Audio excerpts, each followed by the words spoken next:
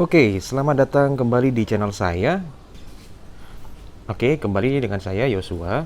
Nah, ini adalah rak hidroponik saya yang baru, ya. Sebenarnya nggak baru-baru banget sih.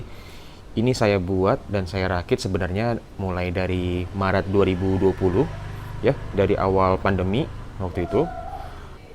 Karena di kantor diberlakukan sistem WFH, jadi ya sekedar untuk mengisi waktu luang saya, akhirnya saya membuat rak hidroponik ini. Mungkin kalau teman-teman yang melihat video-video saya sebelumnya, saya masih menggunakan baskom ya, baskom kotak untuk hidroponik sistem wick atau sistem sumbu. Nah, sekarang saya sudah beralih, saya sudah tidak menggunakan lagi hidroponik sistem sumbu, tapi saya sudah menggunakan sistem pipa paralon ini dan menggunakan sistem DFT, ya. Mungkin kalau ada teman-teman yang bingung apa DFT, ini ya saya jelaskan apa itu DFT.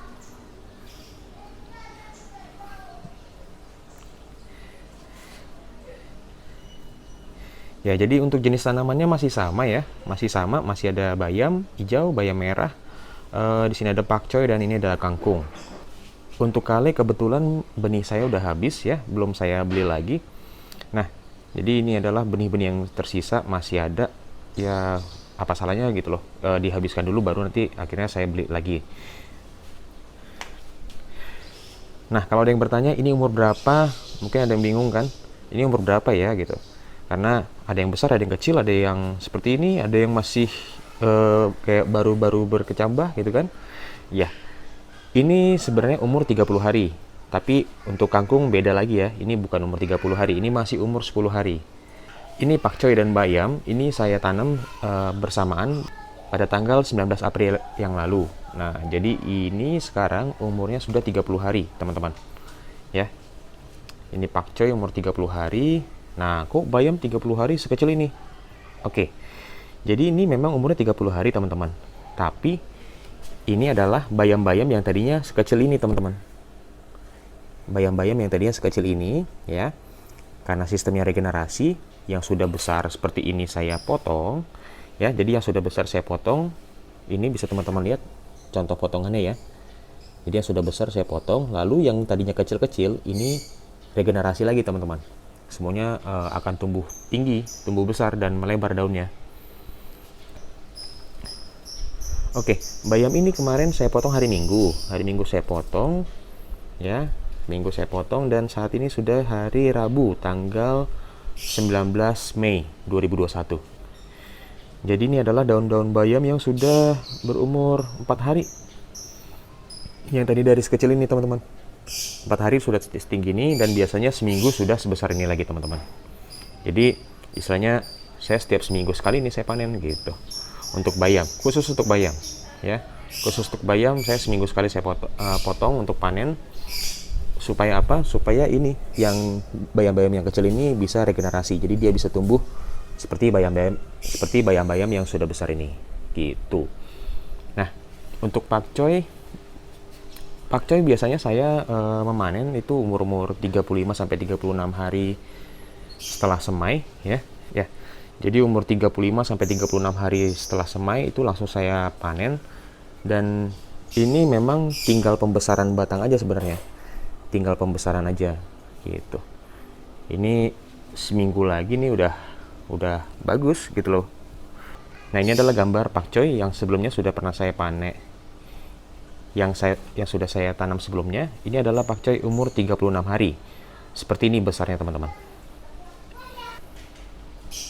Nah, kalau untuk kangkung berbeda sama sistem wick ya, teman-teman ya.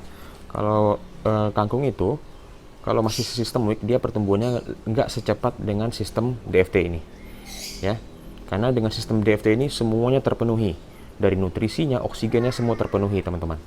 Jadi saya hanya membutuhkan 16 sampai 17 hari saja sampai panen. Nah, ini baru umur 10 hari, maaf. Saya tanam ini tanggal 9 Mei. Sekarang tanggal 19. Jadi ini umurnya 10 hari setelah semai. Ini umur 10 HSS dan pada saat umur 16 sampai 17 hari HSS sudah saya panen. Seperti itu. Jadi ini yang lainnya masih pada di saat pakcoynya masih pada bertumbuh, ini sudah saya panen. Seperti itu. Kalau ada yang bertanya berapa ppm sih nutrisi yang saya berikan ke tanaman ini? Oke. Oke. Jadi saya memberikan nutrisi pada rak hidroponik saya ini sekitar 1000 sampai 1200 ppm. Masih sama seperti sistem hidroponik sistem WIC sebelumnya. Saya masih berputar di angka 1000 sampai 1200 ppm.